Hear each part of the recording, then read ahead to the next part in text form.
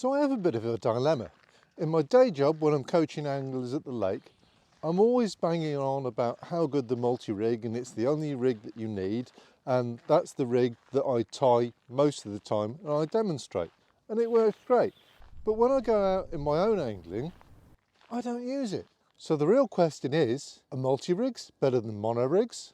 So if I'm going to properly address this question, I've got to start using multi-rigs more in my angling. So for the last 6 weeks, that's what I've been doing.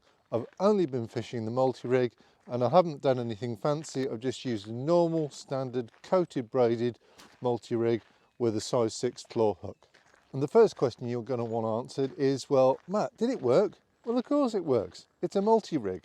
Multi-rigs work. All good rigs work. As long as they've got a sharp hook, you're going to catch carp. So am I going to stay with the multi-rig?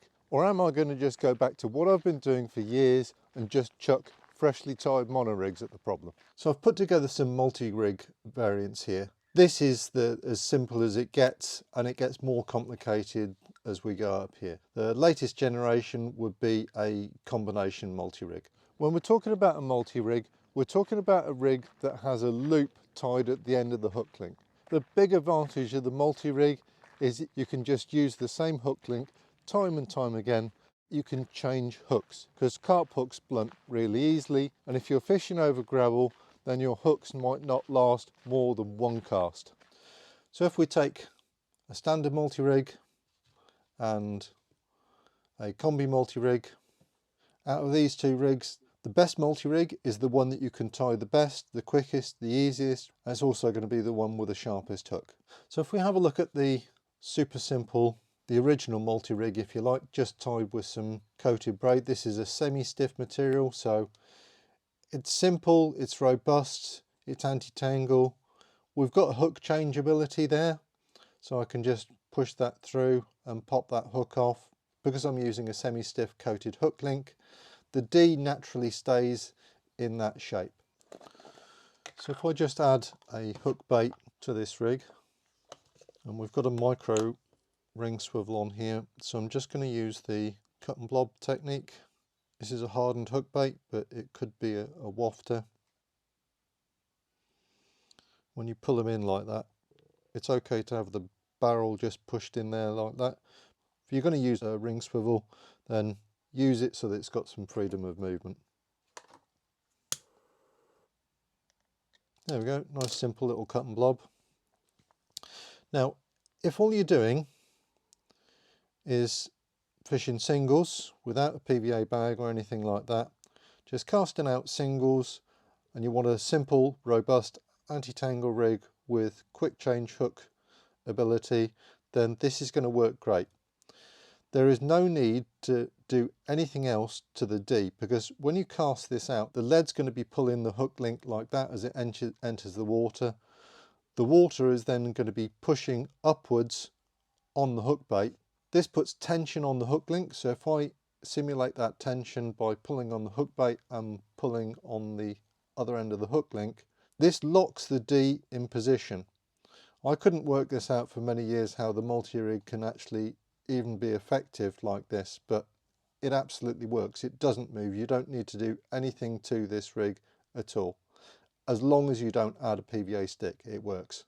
So if you want a robust, simple, anti-tangle multi-rig for use with bottom baits or wafters, this is all you need. You don't need to add a kicker, you don't need to add a bead, you don't need to add anything. Just some robust coated hook link. A chod style hook is my preference. This can be a micro ring swivel, this could be a bait screw, this could even just be a loop of nylon cut and blob out the other end. There's loads of different ways to do it. You could put a rig on there as well. Doesn't matter. You can have it tight or far, whatever you want. So what happens if you wanted to add a simple PVA stick to this rig? So if we just take this as is and do the simple hook it on method, that's still going to be okay at short range. But the problem is that the bigger that stick is and the harder the impact of the water, when that stick hits the water and the lead is going to be pulling on the hook link the other way, what can happen is when the PVA stick gets pulled, this D can close up like that. And when you push this setup at range, it depends on the stiffness of the material you're using. This is quite stiff and I've steamed it in place, so you can see a little kind of kink there. So that was kind of helping me solve the problem, if you like. But if you're using a softer material, that D can close up really easily when you hook on a PVA stick like that. There are a few different ways of solving this problem. So one option is we're going to take a 3mm bead. I've heard some people mention the use of a 6mm bead. I would never use a 6mm bead to do this because they're just big. They're too big. You're going to be interfering with the mechanics of the hook. So a little 3mm bead. So that's how it sits. And that bead just makes it even harder for me to pull that hook link through. I have to pull really quite hard to close that up. So this enables you to hook on a stick, and the stick can be bigger, the stick can be cast further. I've been testing this for a number of sessions. The one thing I have found is that after you've used these beads about 6 times, they do slide a bit easy, and I have had them slide up, and I've had this multi-rig close up on me just a few mil. Hasn't ruined the presentation, but it's just something to be aware of if you're doing a lot of this type of work. If you don't have a simple little 3mm bead like that, another way of doing it, you can roll up a PVA nugget. I don't have any to hand, and you can actually insert a PVA nugget to hold that D in shape. That can work as well. Another way of doing this is that you can actually use the knot of the PVA stick. It's a little bit fiddly to do. Personally, this is not the way I normally do it, but if you find this easy, then great. What I've done is I've pushed the knot of the PVA stick through the loop in the multi-rig, and when you put that under tension, it does kind of trap it. So I'm not sure whether I trust that to stay in place in flight, but if you like that idea, then you can have a go with this as well. If I wanted to set up a multi-rig with a pop-up, then what you'd have to do is you'd have to use coated braid, but you'd have to break the coating. I've literally stripped back. You can see that's the coating rucked up there, and we've exposed the Kevlar braided core there, and this is where your pop-up weight, your split shot or whatever, or tungsten bead can sit. So if you don't do that, the rig is not going to hinge. So this is a way of making a simple hinged multi-rig. It's just simpler and quicker to tie than something like the stiff hinge. Personally, I still love tying the stiff hinge, but if the stiff hinge is not your thing and you want to fish a multi-rig with a pop-up with coated braid, then this is how you do it. So if this works so well, why on earth would you need anything else than that? First of all, what I've found is that this coated braided material is not easy to work with. It's not so easy to fold into and pass it through the eye of a hook. It depends on the exact combination of materials that you're using, the size of the hook, the size of the braid, etc. Also depends on the dexterity of your hands. That's an issue. Also, a coated braid is not the go-to option for a solid PVA bag. So if you wanted to fold that up into a solid PVA bag, coated braid really not the one. You want to use a supple braided material. So in my day job over the last 15 years, what I realised was that this is not always easy to work with or easy to do. So my solution to this was to change the hook link material completely. So I've just gone for some completely standard supple braid. This is 25-pound armour link. And in order to solve the D closing up problem, all I've done is I've added a little blowback tube or a blowout tube. There's nothing fancy about this. You could use a little bit of rig tubing. As long as it grips the braid, that's all you need. You could substitute that with a hook bead or anything like that. And the reason why I like this arrangement is that a supple braided material is much easier to fold into and pass through the hook. It's just quicker, it's easier. It's also easier to tie the overhand knots. Now the downside of a supple rig like this is that it's nowhere near as tangle resistant as this. So you wouldn't want to try and cast this very far, but the lake's only 3 acres. Most anglers are using either the rowing boat or a bait boat, to be honest. There's not a lot of casting going on. If you want to cast this rig, then you can fold it up inside a solid PVA bag. Some of my customers absolutely love a solid PVA bag, and this is all they use. So the addition of the blowback tube, what it enables anglers to do is they can put on a PVA stick and they can just drop it from a bait boat like that. And the blowback tube just holds the rig securely enough in place for the drop. This adds a bit of a break, but it's not being cast, it's not punching into the water, so drop from a boat, this is a great option. Yeah, there is an argument to say, well, if you're using a bait boat then you don't need a PVA stick, but lots of anglers do it because it gives them confidence. So that's the configuration that we use. It's quick, it's simple, and in my experience pretty much any angler I've ever met, even if they've never tied a rig before, they can tie this. So every time we post a picture or a video featuring the blowback multi, the question I get asked the most is, well, why don't you just use a kicker to create the same effect, to hold this D in place? Anglers are absolutely obsessed. They've got it into their head that, well, if it doesn't have a kicker on it, it's not going to work. But the absence of a kicker means that the effective gape, and the effective gape is for me is the distance between the eye and the hook point there. This is massive. This turns over and catches really quick. So what I've done, I've added a medium-sized kicker to a size 6 twister. This is the chod twister with the outturned eye. This is a twister with a normal inturned eye.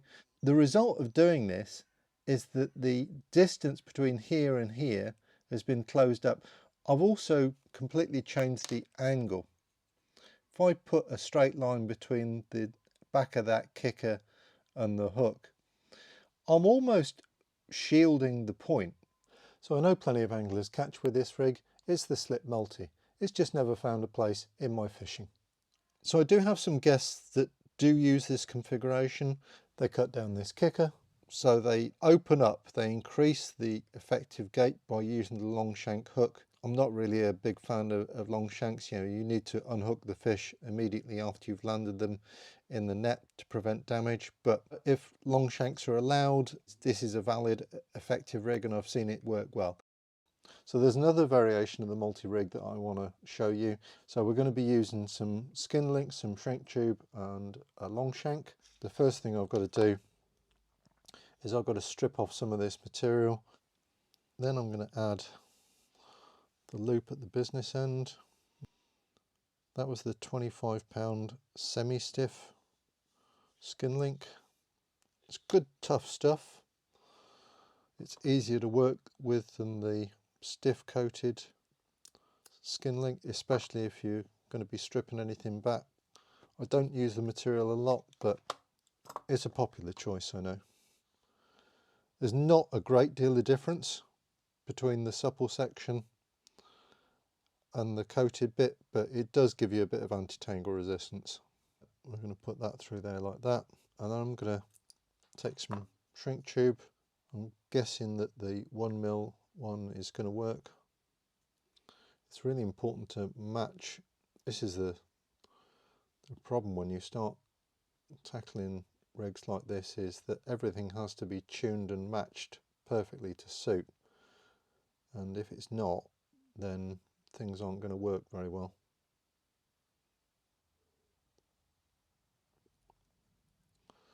Stick that on there, and we're going to add the shrink tube on there, and we're going to steam it into place to create a kicker. You have to be super careful not to fry your fingers when you're doing this. Steam that in position like that and turn him off. So that's the finished rig. The advantages of doing this is that this D can't now move. It's completely locked and fixed into place. But we've completely eradicated the hook change functionality of the multi-rig, which is one of the greatest reasons for using the rig in the first place.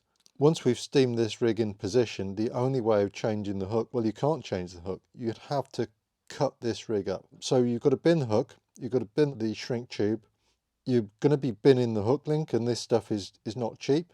If you're fishing with rigs like this and you're not binning the rig every time, then you are just costing yourself chances.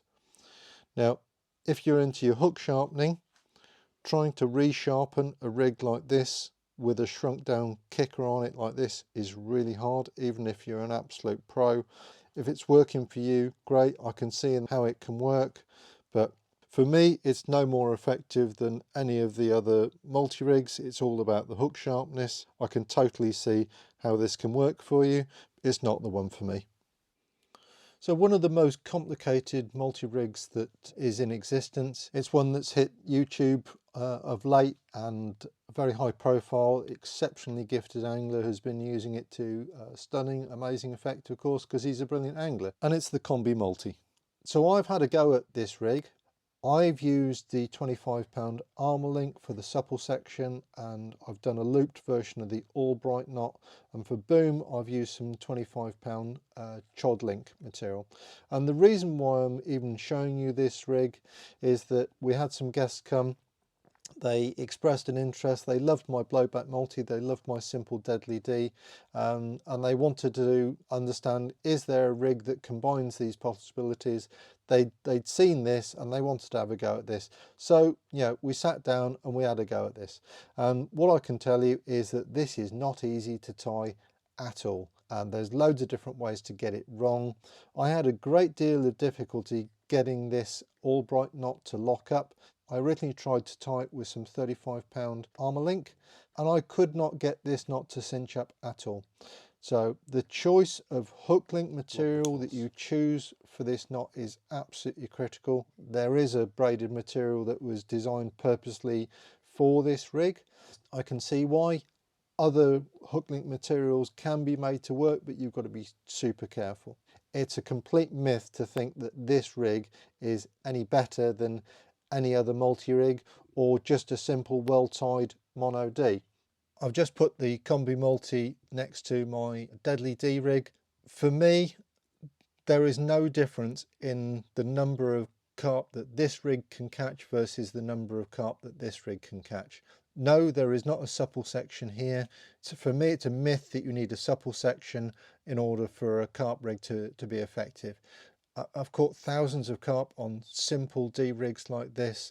Thousands of anglers all over the world have used this rig. It's been successful, and they tell me it's successful. Not one angler has ever written to me and said that, you know, this rig doesn't work. It's simple. I can tie this in under a minute. It uses minimal components. None of these materials are expensive. This is just 0.50 mono snag leader, sharp hooks, a little blowout tube there. You could use a piece of rig tube, you can use a bead, anything you want. It's just to extend the D. There is no magic properties with this combination rig for me. The problem is if you start off with a rig like this and you go fishing and it doesn't work for you, there are so many tiny little details to get this right.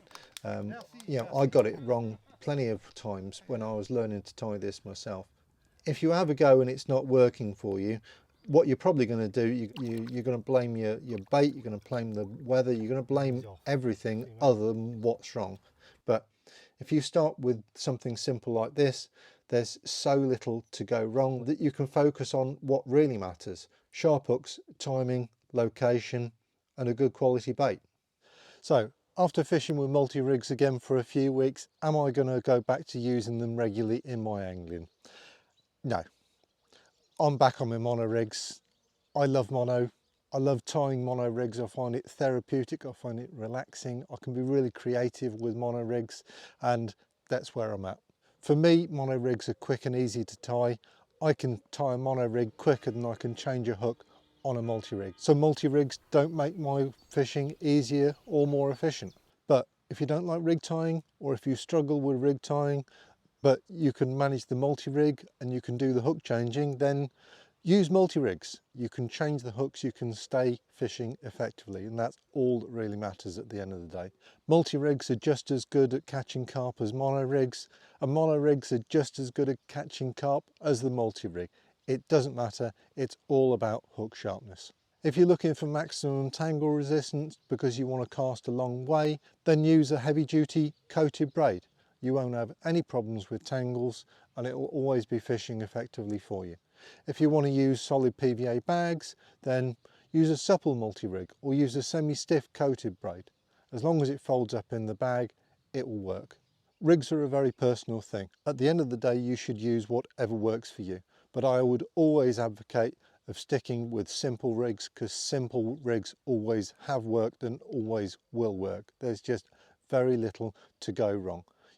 Now let's have a deep dive into the multi-rig with Graham. I understand you've got some questions about multi-rigs. Yes, mainly one of the main ones is convince me to use it, because I don't use it very often at all. There's a couple of things that always gets me as to, you know, the length of the hook link, when to use it, and specifically why should I choose the multi-rig. Okay, You know. all right. The thing to understand about the multi-rig, there's no special kind of powers of a multi-rig. If you don't want to use the multi-rig, are you missing out? No. That's the first thing to understand. Switching to multi-rigs is not necessarily going to catch you any more carp. For me, the key advantage with the multi-rig, and the main reason why I encouraged anglers to consider it, is that you can change your hooks, yeah? And you don't need to bin the hook link every time your hook's blunt. It's just so easy to change the hook, isn't it? Well, it both is and it isn't. I was doing some tests. I timed myself. How long does it take me to tie a mono D rig? Yeah. And I can tie it in just over 1 minute from scratch. How long does it take me to do a hook change on a normal multi-rig tied with a semi-stiff coat of material? Well, actually, that took me just over 2 minutes. Because you've got to attach the hook bait. Well, it's not the hook bait. Take the hook bait out of it. It's fiddly to thread a coated braided material through the eye of a chod style hook. Yeah, especially if it's a size 6 or something like that without the big eye. Yeah, I've got strong, dexterous, nimble fingers. Is it quick for me to do? No, it's not. When I'm doing my tuition work, the rig that I show them pretty much as my, this is the only rig you need, would be the blowback multi. Yeah. And the advantage of the blowback multi is that even if you're not very dexterous and your fingers aren't very strong, you can tie the blowback multi and you can change the hooks easily, because the blowback multi is made with supple braided material. Right. You don't have to combat the strength and the stiffness of a coated braided material. It's a supple braided material, and a supple braided material is simply easier to fold into and thread through the eye. Yeah. Now the downside of that, because it's easy to thread through the eye, the D is going to move. Yeah. So my solution to that is just to thread a little blowback tube onto the actual D itself to help hold it in place. Yeah. And that's relatively easy to do. Yeah. So I did another test. How long does it take me to tie the blowback multi from start to finish? Well, I can tie the whole rig in just over 2 minutes, but I can do a hook change in under a minute. The blowback multi is useless if I was trying to cast it a long way, because it's a supple braided material. Yes. It's got no tangle resistance. Yeah.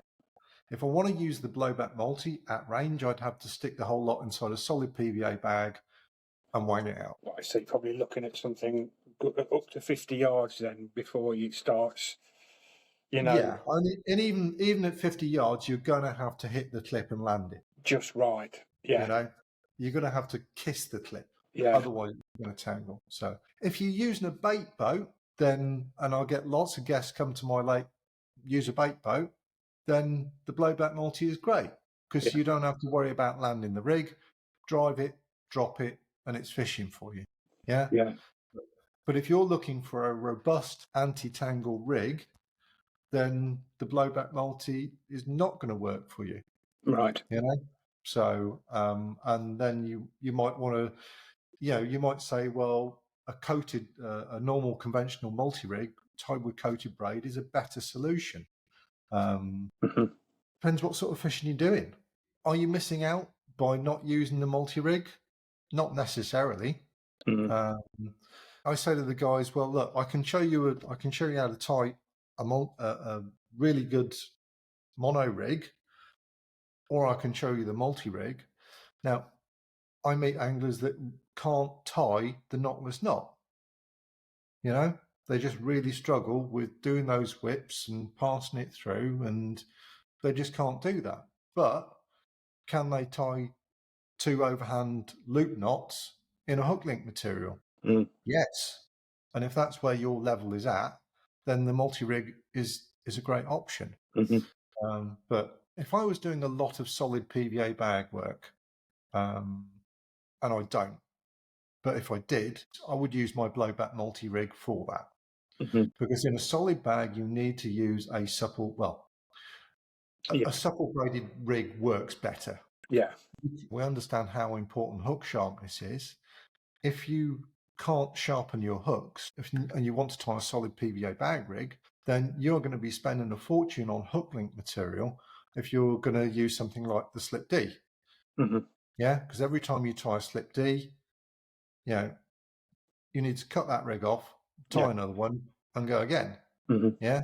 My solution to that was the blowback multi, because you can put it inside a solid PVA bag and just chuck new hooks at the problem. Based on that, how do you think the multi-rig it should fit into your fishing, or maybe it doesn't fit into your fishing? Only by personal choice, I think. It, I guess the multi-rig would be good for overnight sessions, especially if you're at a runs water. Me, I'm minimal really, 48 hours, so time is on my side. Mm. And I would only, well, I mean, I have fished the multi-rig on previous occasions, and probably by choice, just purely by choice, not a question of me thinking, I've got to fish the multi-rig. I just feel like fishing the multi-rig. Well, you've simply done what we always do. You wake Yeah. up one morning and you think, you know what, I've never fished the multi-rig. I'm going to try the multi-rig today. And it might not be appropriate for your fishing. It might be the best choice for you in your fishing. It really Well, depends. would you say the multi-rig is more purely for the simplicity for the angler as a choice? It can be. I can certainly imagine anglers and fishing scenarios whereby you might only ever need to use the multi-rig to be successful. You can tie the overhand knot. You don't struggle with changing the hooks, and great. If you want anti-tangle, then just use the coated, a fully coated braid material version. If you want to stick it in a solid PVA bag, then use a supple braided version. Yeah, it Yeah. might, if you use the multi-rig in the same way that you were using a traditional claw rig or a blowback rig, or whatever like that, and you go fishing and you're not changing your hooks, you're not changing your rigs. For the waters that you're fishing, that might be okay up to a certain point. But when you take that approach and you go to a harder water, you might suddenly realize that that approach and that rig that you're using is just not working anymore, and you don't know why it's working. You might decide, well, okay, let's point the finger at our bait, because that's an easy thing. I need a different bait. It's obviously the bait's fault. Yeah. But the way I would always say is that if you're going to use the multi-rig, then you need to chuck new hooks at the multi-rig. If you're not chucking new hooks at the multi-rig, then you're not getting the maximum benefits from it. Yeah. Yeah. With you. I can tie a mono D in a minute, and I'm quicker at doing that than changing a hook on a coated braided multi-rig. So for me, the multi-rig is slower. I suppose the rig mechanics of the multi-rig is that D, which is obviously the blowback part of the rig, and we all know about the blowback, scenario that has to work, and the hook pattern, which has got to be that out turned high, that chod style hook, with the two combined together, the blowback and that hook pattern is doing that's the important bit Yeah, on the multi-rig. It's got to be the chod style hook, hasn't it? it has with coated braid. Yeah. Yes. Otherwise, it's gonna close the effective gate. Yeah. Yeah. Yeah. Now, if you take coated braided material and then strip 10, 15 centimeters off, and then tie the multi-rig loop in that, and then thread that onto a hook through the eye, etc., can you use an interned eyed hook? Absolutely. Yeah, not a problem. Gotcha. Yeah. But Not really a multi-rig then, is it? it is, but it's not. Yeah, the way that you'd normally do that, you're effectively making something called the slip D. So you thread the Yes. you take the loop and you'd thread it through a kicker, and you'd thread the loop through the eye, put on the bait screw or the micro ring swivel, and Yeah. then hook it under the eye, and then you slide it all together, put the kicker over the eye, and then you've made the slip multi. Yeah, Yeah. there's nothing wrong with the slip multi. It's an effective rig. For me, it's slower to do a hook change on the Yeah. slip multi than it is just to tie a mono D rig. Yeah. It I do, just is. I do like the slip, but it can be a bit fiddly. You got to get It is. those two bits of material of the hair exactly not twisted near the Yeah. not to anything, and that's the Yeah. more fiddly side of it. It's not quick. It's not just like mono wheat and Yeah. you know. The other big downside with the multi-rig is it doesn't work great with PVA sticks. If you Yeah. take a multi-rig and hook on a PVA stick, not threaded on, if you hook a PVA stick onto the hook and then you cast it, the impact force of the PVA stick when it impacts the water, it's going to close down that D. Yeah. Yeah. And then you're no longer fishing with No. a multi-rig. You're fishing with some kind of crazy creation where the bait is pinned just behind the eye of the hook. Yeah. And, might you catch on it? Yeah, you might do, but it's certainly Not the not. presentation you're looking for, is it? It's not how I want to go fishing. No. But now you can solve this problem. You can use a little 3mm bead. You can thread a 3mm bead onto the hook, and then you hook the loop of the D behind that. And that can be strong enough, depending on the size of the stick you make and depending on how far you're casting, that might be enough. Mm-hmm. But I also found in some of the test fishing that I've done, while that might work at the start of the session, if you reuse that bead 5, 6, 7 times, it gets weaker. It loses the grip on the shank and it can start to slip. Mm. And if it slips, the D closes up and we've lost the efficiency of the rig again. So, although the multi-rig does have its purposes, it's very limited also as well, like detaching the PVA stick, something like that, or even a bag of little handful of pellets. Yeah. So from a boat, from our point of view, it's a good choice regarding presentation and getting freebies round it accurately. If all you're doing is bait boat work and you don't want to tie the knotless knot and you want hook interchangeability and you're happy to work with a supple braided material, then the multi-rig is great. It was popularized by Mike Kavanagh. Yeah. He didn't, apparently, I always thought that he invented it. He didn't. Another couple of other guys, they even tried to patent it. And this was back in 1998. But yeah, long time ago.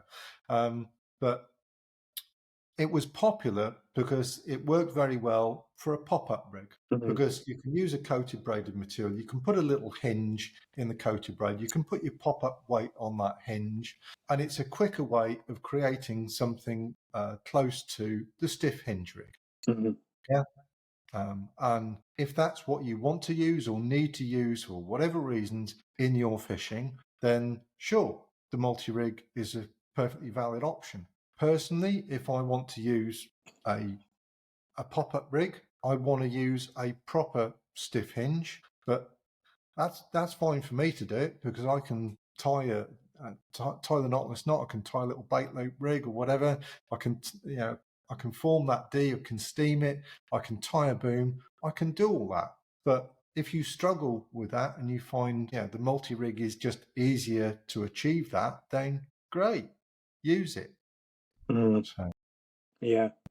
And but again, for hook bait choice on the multi rig, you're not limited, are you? Because you've got the no, versatility of putting that little shot, break the coat just below that knot, just below that loop to put the shot yeah, on if you're using pop-ups. the multi-rig can be used with anything. It can be used with a pop-up or a waft or a bottom bait. There are no rules, there are no limits. But for me, because I mostly use a conventional bottom bait, I only need a simple mono D rig or a mono hair in order to get the presentation I need. The multi-rig isn't offering anything No, for me that I can't do with other things. yeah, I mean, um, there's a popular rig. I don't know whether you've heard of it. It's called the combi multi. Have you ever looked at that at all? I may know it if you once you're describing it. Okay, it's rather than rely on the ability of coated braid and the stripping back, it's when you use a heavy duty mono material like a leader material or a boom material Yeah, in 0.50 or 0.60. You use that as the boom, and then you fold it over in two, and then you take a length of supple braided material and you form the loop, and you tie the looped Albright yes, to the mono. yes, Yeah. yeah, I'm with you. And the theory is that um, it's a way of combining the best the best anti-tangle properties of a something like the Mono D um, with the hook interchangeability Yeah, options yeah, abilities of the multi-rig. yeah. And the reason why I brought this up is that one of our guests this year said, "Well, Matt, I love your multi rig and I love your mono rig, but can you come up with something that combines the best of both of these worlds?" And of course, it already exists. It's popular with a very high profile angle that uses it to great effect. And we spent about an hour during the tuition me re-engineering the combination multi-rig Mhm. for these guys. And what I learned is that even with my skills and my experience, was it a simple task just kind of rooting through my box and grabbing a bit of what I had to copy this rig? Answer, no, it blooming wasn't. Mhm. I really, really struggled. Mm. Um, the first choice of material I used, I couldn't get the supple section to connect strongly with an Albright to the boom section. Yeah. It just slipped, Mm. and I couldn't understand. I tried different number of turns and different knots, wouldn't connect. And in the end, I had to go to a £25 version of the same material, and I found that cinched and locked much better. Mhm. Um, so the bottom line is that it's really easy. The more complexity you add to any rig, the more ways there are to get it wrong. Yeah. Yes. And this is why I'm a massive fan of simple, simple, simple. Mhm. And wherever you are in your fishing, always look for the simplest solution. Don't worry about what everyone else is doing. And you know, this high-profile angler is catching 50s, 60s, 70s on this amazing rig. That's what he's doing with Mm. his skills in that situation. Is it relevant to you in your fishing? Yeah. Probably not. No. Let's be honest. It's not Mm. relevant to my fishing. Yeah. Yeah. No. It's you do copy. You look at magazines. Not so many now. Yeah. It's more so on media. YouTube. You see this rig that's been constructed by scaffolding and everything else, and you tend to copy it, don't you? Yeah, Oh, I've got one of those. I've got some of that. Yeah, I do yeah. that. It's working for him. So why shouldn't it work for me? Then you go out and try it, then it don't work. Oh God, no! I'm back to square one again. Yeah, and you just tie yourself in, knots. Well, yes, yeah, good point. I mean, it's. I've heard it many times, and I'm sure you have, where people say just find a rig that you're confident in using. Yeah. I With mean, what I'm always looking for when I'm working with guests is I want to understand where are they at in their fishing. If you struggle to tie the knotless knot, then the multi-rig, this is why it's one that it's top of my kind of toolbox, if you like. We can just pre-tie some multi-rigs. Then all they've got to do is master hook changing. And if they can master hook changing, then they're going to have a great session, you know? So there's various companies nowadays where, I know that ready tied rigs are massively, massively, yeah. Have I ever used a ready tied rig? No. Do I advocate the use of ready tied rigs? Really, no. Because if you think of a ready tied rig, it's only as good as the hook that you've got. Mhm. Yeah. So you spent the money on a ready tied rig, it comes out in the packet, you cast out. When it comes back in, now, if you haven't caught anything, if you're fishing a gravelly lake, then you've probably dinked the hook on the retrieve. If you recast it, you're basically wasting your time. Now, if you're fishing a water which is relatively easy, soft bottom, soft mouth carp, then, can you catch half a dozen carp on that one ready rig? Sure. Mhm. Yeah, it's possible. But if you go to a harder water where the fish just aren't easy to catch and you take that same approach, you're going to come undone. No, So no. now you can buy nowadays a ready tied multi rig, yeah, which is great. You don't have to learn to tie the multi rig, just buy some multi rigs and just chuck new hooks at the problem. But if you don't do the hook changing because you don't think it's necessary, then, or you can't afford to spend the money on the hooks to do it, then the multi rig is not going to be any better or any worse than any other ready tie rig. Yeah. Mm. You've lost all the advantages of it. There wasn't there a big. I could be wrong. Correct me if I'm wrong. But the multi rig used to be a big fish rig. There's no such thing as a big fish rig. No. You But know, what did it used to get branded as a big fish rig? Was it the multi? I think it was, I, wasn't it? there's I no. think it used to get branded as a big I fish know. rig. Look, you can buy ready tied rigs that are branded as a big carp rig. Yeah, Yeah. it's a myth. Now, in terms of, well, all right, where do big carp live? Okay, big carp might live on a big lake, snags, rocks, deep water, and you might need some really strong materials Mhm. to do that. Yeah.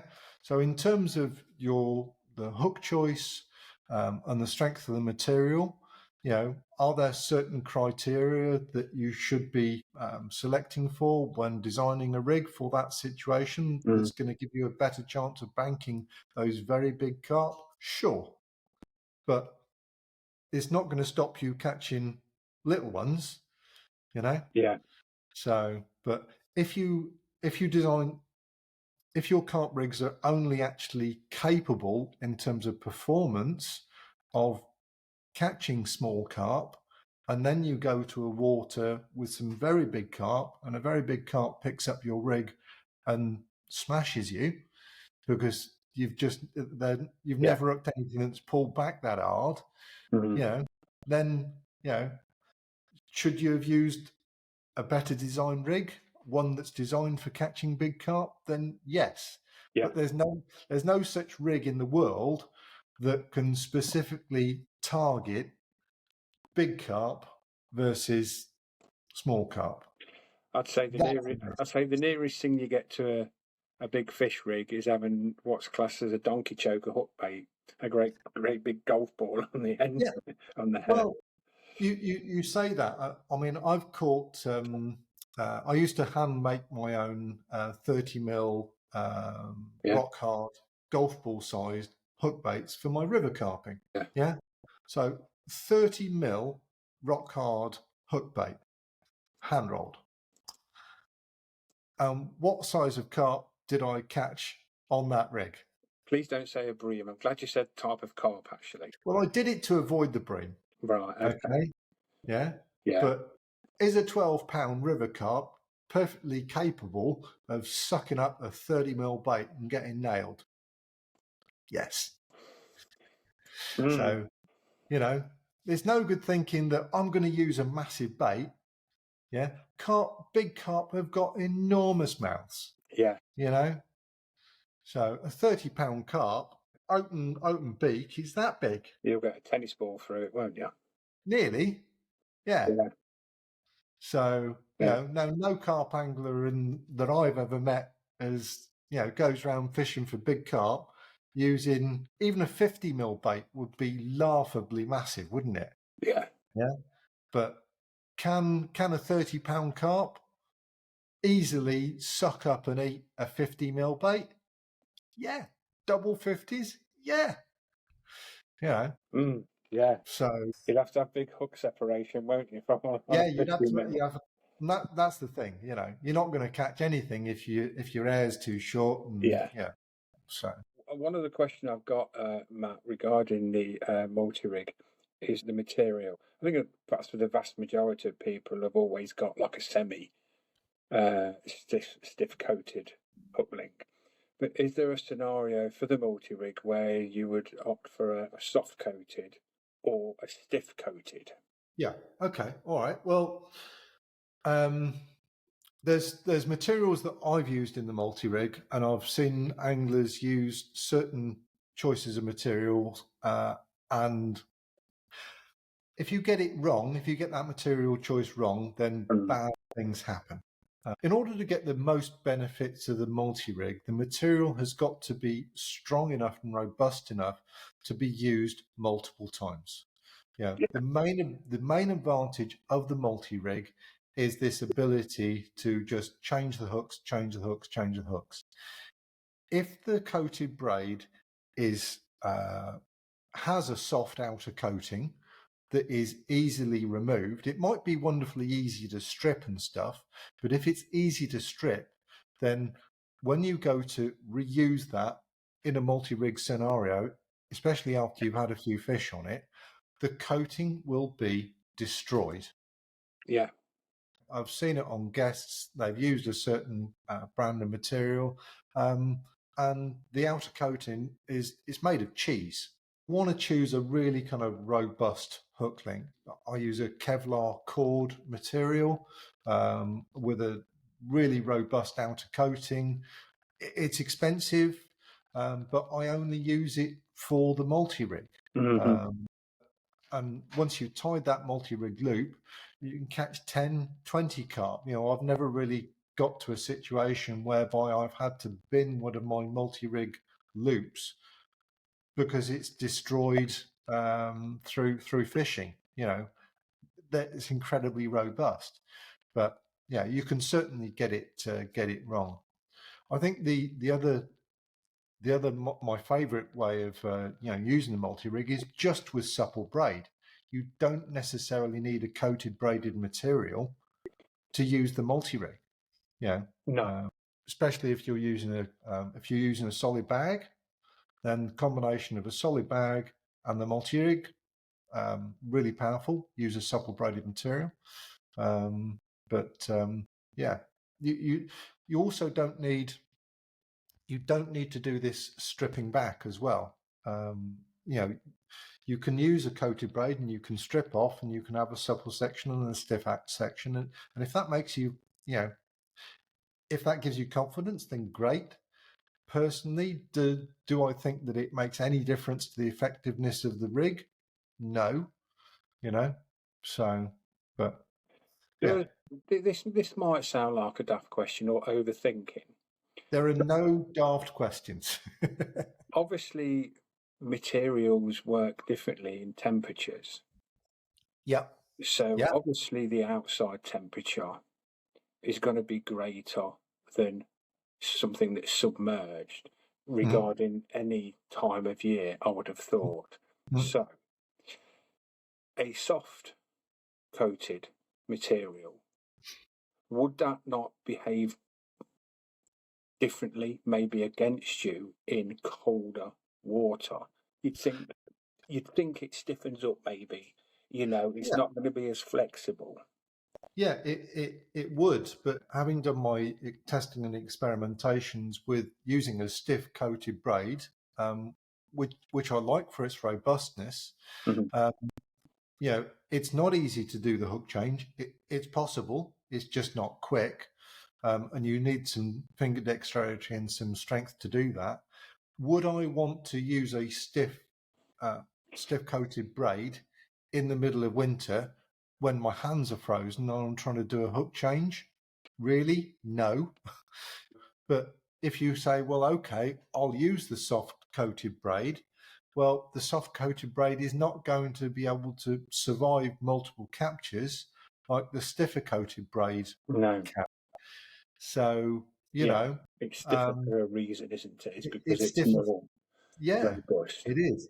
And this is why, if you choose a supple braided material, a supple braid doesn't change in terms of suppleness from winter to summer. So if you were to knock up a couple of multi-rig hook lengths, Yeah. use them for your 48-hour sessions, would you use that rig again? Maybe change the hook, but would you say the hook length is still good to go if you check it? Yeah. Yeah. Well, if you check it and if it's, still got its integrity And and, the knot's not broken yeah, the seal. then, then yeah. Mm. I've got ready-made up board of multi-rigs that I've used on umpteen venues, and they're still good to go. I could grab some of those off the board, go fishing tomorrow, and that's the best way of getting the most value out of what money you do spend on hook link material. Yeah, The other downside with the multi-rig is that you can't just take something cheap like mono and make a multi-rig. You can't do a multi-rig with mono. So no. that means you've got to buy some coated braid. Mm. And coated braid from pick a manufacturer, any manufacturer, this stuff is not cheap. And even if you're getting multiple uses out of it, you've still got to commit that amount of money in your tackle box. And so this is why, if you're just starting out in the sport, where should you begin? Well, use your main line for hook link. Tie Yeah, a mono hair or a mono D, because it's cheap, it's quick, it's easy, and it's just as effective most of the time. yeah, Yeah, as definitely. as any rig. That's how we all started, isn't it, using the old mono rigs. Yeah, it's Yeah, how I started. there's very little to go wrong with it. If you Yeah, believe that you're not catching, there's there's very little that you can point at your rig if it's basic and say that's wrong, that's wrong, that's wrong, that's wrong, because there's not many parts of it yeah, to point the finger at. yeah, yeah. Um, um It's a minimum number of knots. You've got a knot connecting to your mainline swivel, and you've got the knotless knot. Yeah, yeah, that's two knots. Yeah, yeah, you've got the problem. You've got the problem with tangling. A coated braided material, generally speaking, is more tangle resistant yeah, than a piece of monofilament mainline. yeah, But my solution to that, well, just use a piece of your mainline as a hook link, cast it out, wind it back half a dozen times. Don't worry about, just cast it out with a rig, yeah, feel it down, land the rig, wind it back in, do that 6 times. Did it tangle once? Well, if yeah, it didn't, then it's good enough to go fishing with. yeah. If it's tangling, then the Just solution something. is really simple. Use thicker mono, Yeah, you know, and yeah, thicker mono doesn't cost any more than thin mono. No. you know, because you can just use leader material. 100 meters of leader material you can buy for a tenner from any of the companies. Well, I think it's what's that one beginning with A? Are you getting it black or clear? Amnesia. Amnesia. That's it. That's hilarious. You forgot. You That's forgot so the funny. name I of a just tell these jokes just pour out, mate. I don't even know I'm saying them. you Yeah, forgot the name of a hook link material. Well, it's not a hook link material. You forgot the yeah, name of a leader material named yeah. Amnesia. That is an absolute classic. But So yeah. So I yeah, should have wrote that one down, shouldn't I? yeah. How can I fit that classic joke in? Yeah, If you're watching this and you don't know what amnesia is, then amnesia is a classic sea fishing material. It's a leader material that is cheap as chips, yeah, the classic. You know, if you want to learn to tie a classic stiff rig, then £30 amnesia yeah, was the solution. yeah. You know, I'm not doing much different with my Deadly D rig using, No, you know, mono snag leader and 0.50. It worked then. It works today.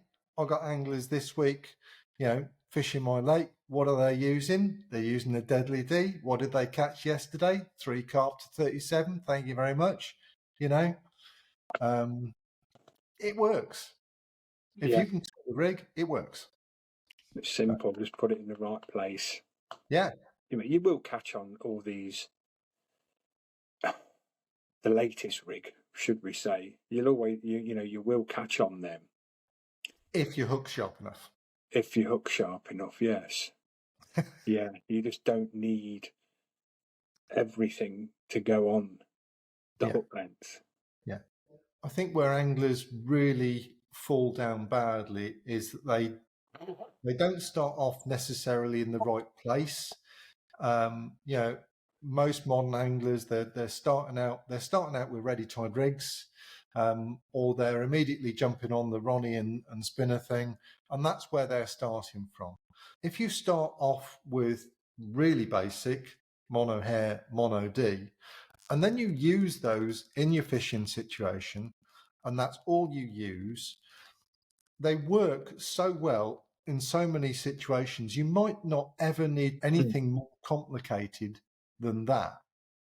But if you start off with a Ronnie or a spinner, um, or a combi rig or anything complicated like that, and that might be working catching your singles and the doubles on the little runs water that you know.